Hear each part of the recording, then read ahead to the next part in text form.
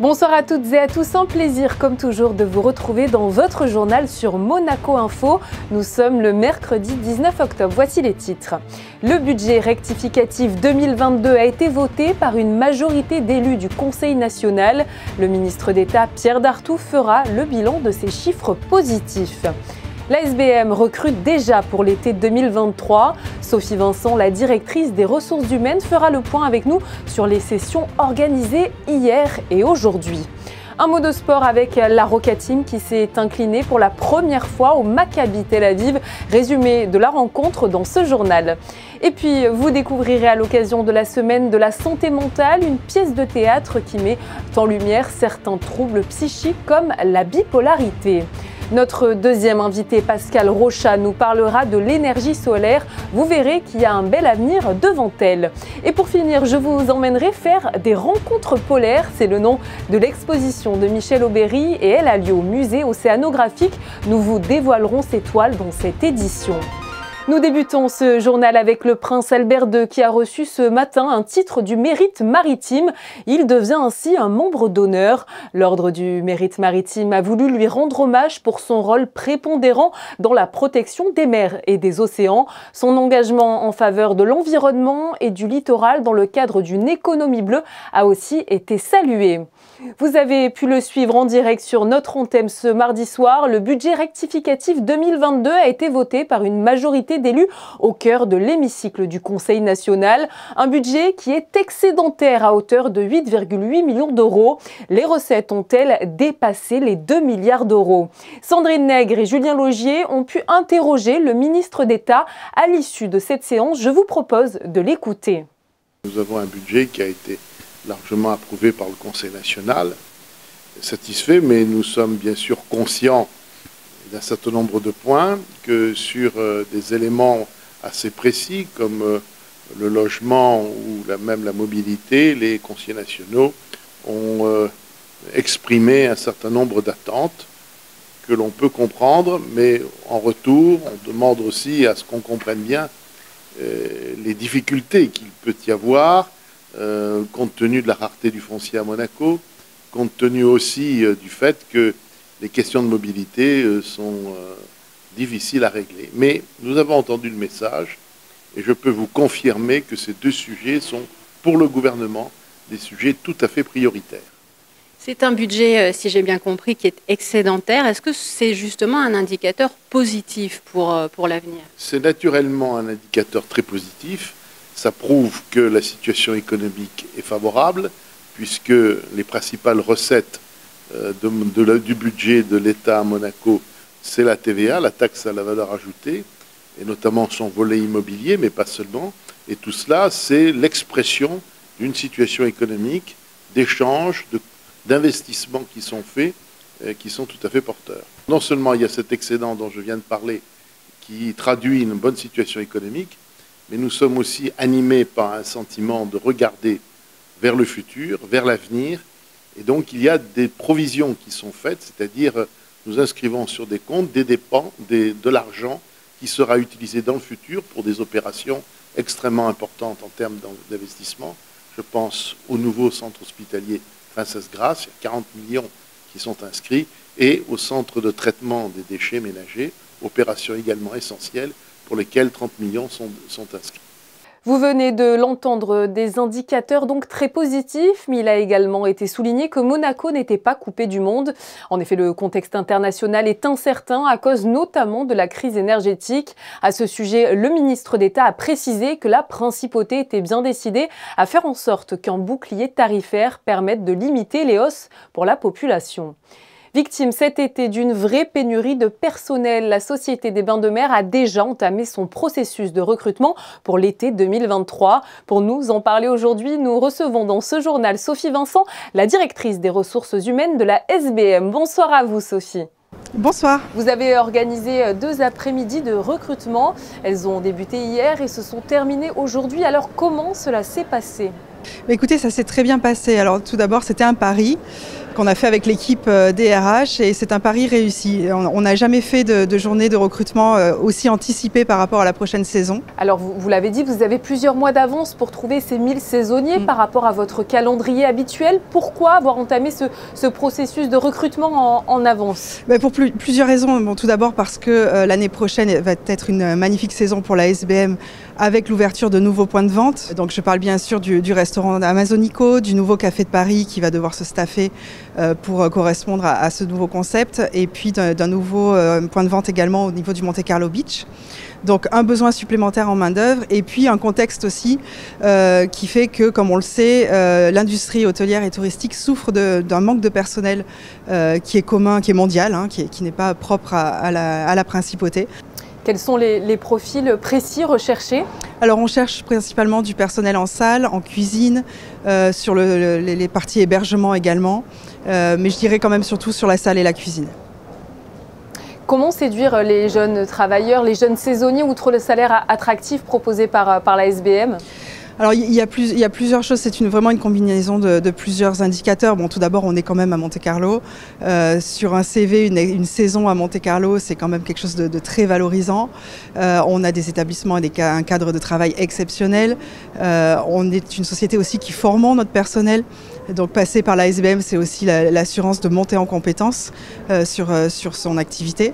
Et puis voilà, après, c'est avoir cette expérience formidable SBM. Et souvent, c'est quand même une carte qui marche encore beaucoup. Alors ce sont pour la plupart, c'est vrai, des CDD qui sont à pourvoir du fait de la saisonnalité de la principauté. Est-ce que selon vous, ces contrats dits un petit peu précaires freinent peut-être les potentiels candidats aujourd'hui ? Alors c'est effectivement un de nos freins aussi. On est dans un monde où le personnel cherche de la stabilité et ça paraît tout à fait légitime. Pour autant, on a aussi des saisonniers fidèles qui reviennent chaque année, qui ont choisi ce mode de vie. Et puis, on fait appel aussi à des étudiants qui cherchent des jobs d'été, qui sont souvent disponibles 2, voire 3, 4 mois en pleine saison touristique. Et pour qui, même s'ils ne sont pas forcément du métier, même s'ils ne se destinent pas à ces métiers, passer par chez nous peut être très intéressant, tant en termes effectivement de rémunération, mais aussi d'expérience professionnelle et de carte de visite. Alors, on assiste à un vrai changement dans le monde du travail où auparavant, c'était les salariés qui devaient en quelque sorte séduire leur potentiel patron. Mais aujourd'hui, cette tendance semble s'être totalement inversée. Est-ce que vous le constatez? Oui, bien sûr. Bien sûr, on fait ce constat. Il y a quelques mois, quelques années, on pouvait être très exigeant en termes de recrutement. Aujourd'hui, on l'est moins parce qu'on a moins de candidats et pour autant toujours des besoins supplémentaires en termes de staff. Mais c'est à nous de nous adapter et quelque part, c'est intéressant aussi en termes RH parce qu'aujourd'hui, finalement, on ne regarde plus tant que ça le CV et le parcours d'étudiant, mais on regarde la personnalité, on regarde le savoir-être, on regarde la motivation, on regarde la posture par rapport à la clientèle exigeante que nous avons. Et c'est intéressant de nous aussi de nous remettre en question et de changer un petit peu notre prisme et notre vision du recrutement. Les métiers de l'hôtellerie, de la restauration sont parfois réputés comme pénibles. Que répondez-vous peut-être à ceux qui seraient freinés par cet argument? Alors ce sont des métiers forcément exigeants, avec des rythmes de travail qui sont surtout en saison très, très lourds. Peu de place au loisir pendant la saison. Lorsque tout le monde s'amuse et prend des vacances, nos salariés travaillent et travaillent dur. Donc oui, on ne peut pas le nier. Après, on est quand même dans un cadre de travail plutôt sympathique, avec donc cette possibilité de capitaliser sur cette expérience. Donc c'est un peu, il faut contrebalancer cela, mais on ne peut pas nier effectivement qu'on est sur des métiers très exigeants. Le secteur dans lequel vous avez le plus de mal à trouver est en cuisine. Pourquoi? Des conditions de travail souvent difficiles en termes d'horaire, en termes de chaleur, de posture debout, de rythme de travail qui peut être des fois vraiment effréné. Et puis voilà, malgré l'aide de la télévision et toutes les émissions culinaires que l'on peut avoir aujourd'hui, on voit que les jeunes ne se tournent pas spontanément vers ces métiers. En revanche, on a des belles expériences de reconversion. Ces 2 après-midi de recrutement ne suffiront certainement pas à trouver tout le personnel dont vous aurez besoin. Comment allez-vous trouver les autres salariés et comment, si quelqu'un nous entend et veut postuler, comment le faire? Alors on va continuer effectivement tous ces process avec l'équipe DRH. On essaye vraiment d'innover sur les canaux pour trouver du personnel. On va participer nous-mêmes à plusieurs salons de l'emploi dans la région, voire hors région. Et bien sûr, on soigne nos saisonniers aussi. On va essayer de les fidéliser encore plus. Et enfin, on peut postuler à la SBM tout au long de l'année. Il y a une adresse mail recrutement@sbm.mc ou par candidature spontanée directement à la DRH. Et aujourd'hui, on prend en compte toutes les candidatures. Merci beaucoup à vous, Sophie Vincent, d'avoir été avec nous pour nous parler du recrutement des salariés de la SBM pour l'été 2023. Merci bien. La Roca Team jouait ce mardi soir son premier des 3 matchs de la semaine. C'était à Tel Aviv, dans la bouillante arène du Maccabi. Et vous allez le voir, les Monégasques ont affiché 2 visages bien différents pendant cette rencontre. Résumé de Yannick Debever et de Thomas Deus. Après des conditions de déplacement loin d'être idéales, avec entre autres près de 6 heures perdues dans les aéroports la veille du match, la Roca Team voulait absolument démarrer pied au plancher face au Maccabi Tel Aviv. Le chauffeur monégasque s'appelle Jordan Lloyd, intenable sur cette première mi-temps avec 17 points. Lui qui n'avait jusqu'alors inscrit que 3 points sur les 2 premières rencontres d'Euroleague, retrouve son adresse grâce à une très bonne agressivité vers le panier. En deuxième quart, les rotations de Sacha Obradovic font mal à Tel Aviv qui va compter jusqu'à 19 points de retard. En 18 minutes de jeu, la Roca Team se balade et récite son basket aussi collectif qu'agressif. Avant de s'effondrer, les Israéliens à l'agonie trouvent un second souffle pour passer un 8-0 à Monaco et se relancer avant la mi-temps. Le troisième quart sera tenu par Monaco, même si la défense du Maccabi monte d'un cran et donne immédiatement du rythme à ses attaques. C'est Roman Sorkin. Et Olin, sa première intention. Wade Baldwin, muet lors de la première mi-temps, en inscrit 21 lors de la deuxième. Il incarne la transformation du Maccabi qui est désormais revenu à -7 dans une salle bouillante. Il ne faudra que 2 minutes 20 à Tel Aviv pour effacer son retard et prendre l'avantage. La Roca Team ne trouve plus de rythme offensivement et subit en défense. Monaco ne lâche rien malgré tout à l'image de ce triple contre en défense et à cette action à 3 points de Blossom Game de l'autre côté du terrain. Mais le mal est fait, les jeunes sont lancés et rien ne peut les arrêter. Wade Baldwin mène son équipe à la victoire. 78-70, la Roca Team encaisse sa première défaite de la saison. We just stopped to play. You know, like we lost aggressiveness, maybe energy, you know, like sharpness in offense, you know, first in offense, you know, like which caused them, you know, like to, you know, some easy points in a fast break, you know, like, and then when they catch the rhythm, you see this, those are the EuroLeague players, and we have to learn from this, you know, like loss, you know, like, and just forget it, you know, like going to the next one. Pas le temps de se morfondre sur cette défaite, l'équipe du Rocher enchaîne avec un nouveau déplacement ce vendredi face au Panathinaikos d'un certain Paris Lee. Chaque année est organisée une semaine spéciale autour des troubles mentaux et c'est dans ce cadre que l'association monégasque Amorepsy propose des soirées spectacle-débat pour mettre en lumière les différents problèmes psychiques. Cette année, c'est la pièce Un nénuphar dans la baignoire qui a été jouée à la Salle des Variétés. C'est un reportage de Patricia Navarro, Olivier Bonello et Clélia Renaud. Regardez. Après la schizophrénie l'an passé, Amorepsy a souhaité cette fois proposer une soirée de réflexion autour de la bipolarité, cette maladie psychique chronique responsable de dérèglements de l'humeur qui fait tout autant souffrir les personnes qui en sont victimes que leur entourage. Il est très difficile d'être près de et avec ces personnes qui souffrent de troubles psychiques, mais en fait, il y en a énormément et il faut les aider à s'insérer dans la société. Voilà. Nous, notre rôle, c'est la démystification de la maladie psychique. Pour illustrer cette thématique, la comédienne Émilie Pirdas est venue raconter sa propre histoire qu'elle a mise en scène. L'histoire d'une petite fille qui fait face à la bipolarité de son papa. Maman ?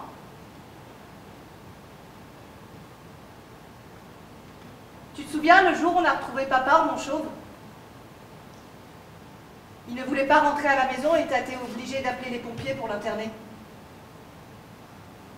Ce jour-là, tu m'as dit « Papa, c'est pas papa, c'est la maladie ». Nous traitons donc le sujet de la bipolarité, donc le personnage principal étant Constantin Pirdas, et cette petite fille qui se remémore au fur et à mesure ses souvenirs d'enfance, dans les bons comme dans les mauvais moments. Et en fait, pour elle, Émilie, son père, c'était quelqu'un qui partait à l'aventure, qui vivait des histoires incroyables. Donc on pose cette question justement sur cette maladie qu'on stigmatise beaucoup, mais qui, pour certains, peut-être, ça paraît une évidence et qu'il y a des choses très très belles chez ces personnes-là et qu'on ne met pas les gens dans des boîtes. Améliorer la qualité de vie des personnes atteintes d'un trouble mental, c'est aussi l'ambition du gouvernement qui a lancé cette année le premier plan de santé mentale qui s'étendra sur 5 ans. Une volonté politique, donc un geste fort qui vient appuyer le travail au quotidien des associations et des familles. Le combat des familles auquel nous participons et soutenons est fondamental. La première des choses, c'est que la maladie mentale reste malheureusement, au-delà de l'impact sur la vie d'un individu, reste encore des pathologies un peu tabous, un peu mystiques, dans la mesure où le handicap ou les difficultés que cela entraîne dans le quotidien des personnes ne se voient pas. Donc ce militantisme, à travers toutes les initiatives, quelles qu'elles soient, une représentation comme ce soir, une publication, une interview, participe à montrer que chaque être humain peut un jour ou l'autre dans sa vie être traversé par un trouble psychiatrique ou un trouble mental. C'est pour ça qu'en ce sens que nous, professionnels de santé, de plus en plus, nous travaillons en collaboration, je dirais même en coopération avec eux. Les professionnels de santé ne peuvent pas tout faire. Et dans le prolongement de ces nombreuses actions et initiatives, Damorepsi propose désormais, et ce depuis 2 mois, chaque premier mardi du mois, à la Maison des Associations, des groupes de soutien animés par un psychologue pour les familles et amis de personnes souffrant de troubles psychiques. Ce mardi 18 octobre se tenait la conférence annuelle de l'ACI. Cette association rassemble chaque année les professionnels de la finance. Le rendez-vous était donné à l'Automobile Club de Monaco avec cette thématique, l'énergie solaire, nouveau roi de la production de l'électricité. Pour nous apporter plus de précisions sur ce sujet, Pascal Rochat, le cofondateur et gérant d'Active Solar, est présent avec nous. Bonsoir à vous. Bonsoir. Alors tout d'abord, pour un petit peu recontextualiser, nous allons parler d'Active Solar, qui est le premier fonds, je crois, de placement spécialisé sur le secteur mondial de l'énergie. Est-ce que vous pouvez nous en dire plus ? Oui, absolument. Nous avons lancé notre fonds qui investit à travers toute la chaîne de valeur du photovoltaïque dans le monde entier. Nous l'avons lancé en 2008, donc ça fait déjà 14 ans. Et nous sommes les seuls à offrir un produit d'investissement avec une liquidité quotidienne dans un produit liquide sur le secteur solaire mondial. Je le disais en préambule, le sujet de la conférence d'hier soir était l'énergie solaire, nouveau roi de la production d'électricité. Alors, est-ce que selon vous, c'est vrai ? Figurez-vous, ce n'est même pas moi qui le dis, c'est l'Agence internationale de l'énergie. Donc c'est d'autant plus surprenant. Il faut savoir que c'est une agence qui disait il y a encore une dizaine d'années que le solaire ne fonctionnerait jamais. Et puis maintenant, l'Agence internationale de l'énergie nous dit voilà, le solaire, c'est le nouveau roi de la production d'électricité. Bien peu de gens le savent, c'est déjà le cas en termes de nouvelles installations mondiales chaque année. Le solaire est loin devant l'éolien et très loin devant le gaz. Donc le solaire représente déjà plus de la moitié de toutes les nouvelles capacités électriques installées dans le monde chaque année. Mais évidemment, si on regarde la production d'électricité de sources photovoltaïques, c'est encore peu, c'est encore à peu près 5% cette année, mais selon les scénarios de l'Agence internationale de l'énergie, le solaire devrait dépasser 20% de la production mondiale d'électricité en 2030 déjà. En ces temps difficiles où la population se pose de plus en plus de questions sur sa consommation d'énergie, si j'entends bien ce que vous me dites, l'eau solaire est une vraie solution sur le long terme. Absolument, c'est une vraie solution, pas seulement sur le long terme, mais aussi sur le court et le moyen terme, puisqu'en fait, c'est très rapide de construire des centrales solaires ou de mettre des panneaux solaires sur les toits. C'est d'ailleurs ce que l'Union européenne a commencé à faire de manière accélérée suite à la guerre en Ukraine qui a déclenché la crise de l'énergie que l'on connaît. En termes de coûts, si un particulier veut se munir d'énergie solaire ou une entreprise, qu'est-ce que cela représente ? Il faut savoir que l'électricité de source photovoltaïque est devenue la moins chère dans quasiment tous les pays du monde sans subvention. Évidemment, ça coûte plus cher de mettre quelques panneaux sur votre toit plutôt que d'en mettre quelques milliers dans une ferme solaire. Mais les coûts aujourd'hui de l'électricité produite avec du photovoltaïque, aussi, on va dire, pour les très grandes centrales photovoltaïques, les meilleures du monde, à environ 2 centimes le kilowattheure, et pour les toits, de 8 à 10 centimes le kilowattheure, ce qui est en fait très peu si vous comparez au marché électrique et à ce que coûte l'électricité aujourd'hui. On a vu avec la crise en Europe des prix spot de l'électricité qui sont montés à 40, 50, voire même 60 centimes le kilowattheure. Vous en avez déjà un petit peu parlé, c'est vrai, lors de cette conférence, vous avez éclairé un petit peu tout le monde sur les enjeux de l'industrie photovoltaïque. Si on devait résumer, quels sont-ils précisément ? Évidemment, il y a des enjeux pour que l'industrie grandisse. Cette année, on s'attend à ce qu'il y ait de nouvelles installations mondiales, à peu près 250 gigawatts dans le monde. En 2025, ça pourrait être le double, donc 500 gigawatts. Et en 2028, peut-être même 1000 gigawatts de nouvelles installations. Donc tous ces panneaux solaires, il faut les fabriquer. Donc il faut évidemment de nouvelles usines. À ce niveau-là, il n'y a quasiment aucune contrainte. Et ce que peu de gens savent, c'est que la matière première est disponible en quantité quasiment illimitée, puisqu'un panneau solaire, c'est avant tout du sable de quartz. Donc en réalité, il n'y a pas de contrainte en termes de matière première. Pourquoi, selon vous, le secteur de la finance s'intéresse autant à ces nouvelles énergies? Est-ce pour des raisons économiques, écologiques ou bien les deux? Je dirais, il y a 10 ans, c'était pour des raisons écologiques ou pour se donner bonne conscience.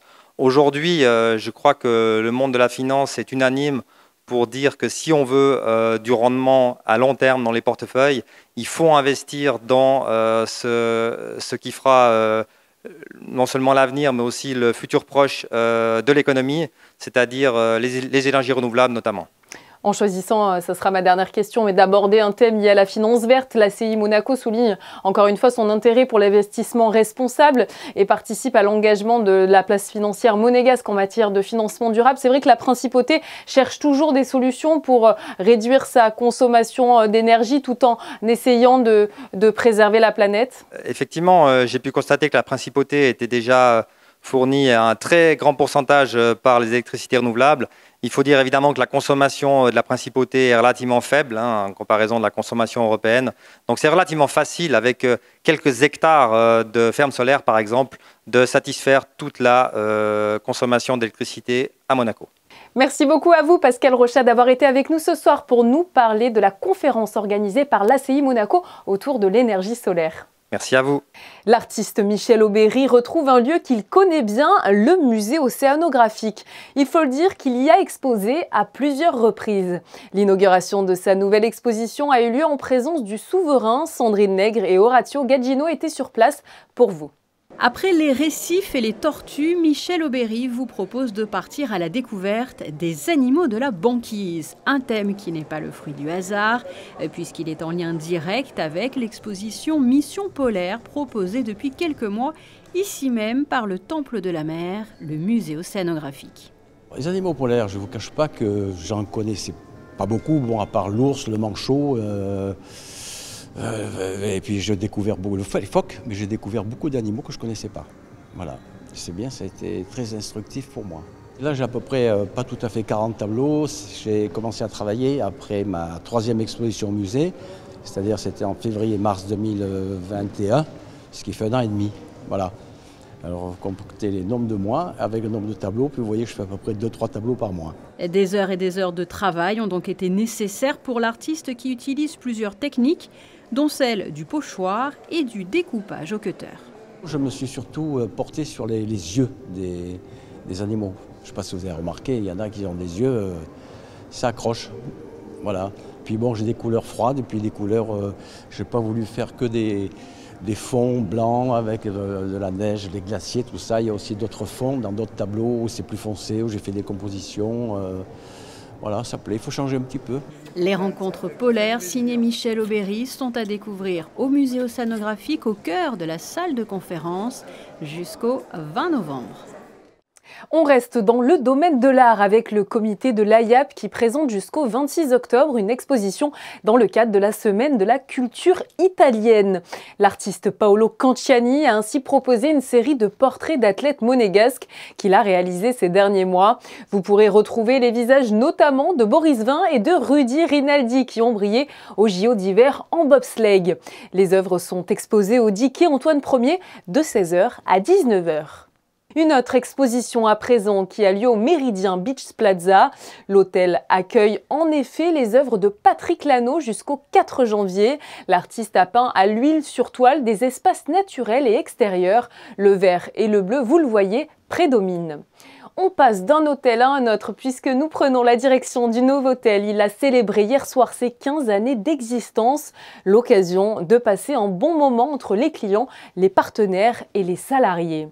Une information pratique avant d'aller découvrir vos prévisions météo. Les voies avenue des Castellans seront rouvertes dans les deux sens à partir de demain matin 6 h.